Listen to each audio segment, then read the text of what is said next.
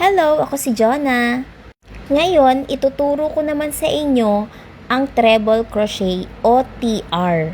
Mas mataas ito kaysa double crochet, kaya mas airy at saka mas mabilis siyang gawin. Hawakan nyo na ang mga yarn at hook nyo at mag-start na tayo. Start ulit muna tayo sa foundation chain. 10 chains ulit lang yung gagawin ko. Gagawin ko to ng medyo mabagal para mas makuha ninyo. Kasi nung first encounter ko dito sa stitch na to, medyo nahirapan ako dati. Kasi nga napakadami ng yarn over. Nagagamit ko tong stitch na to pag gumagawa ako ng dahon, ganon. Pakita ko lang kung saan nyo ipapasok yung hook nyo mamaya. Dito nga pala sa stitch na to, 2 beses tayo magya-yarn over.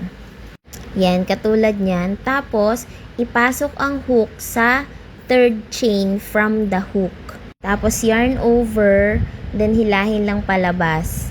Meron na tayong 4 loop sa hook natin. Then, yarn over, pull through dun sa 2 loop.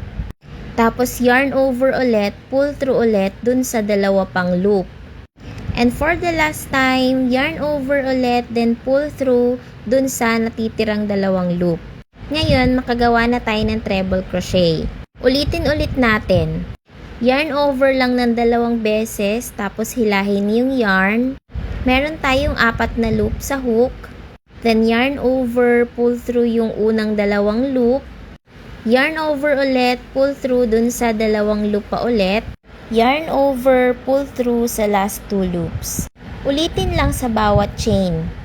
Double na yarn over, pasok ng hook, pull through, then pull through 2 ng 3 beses.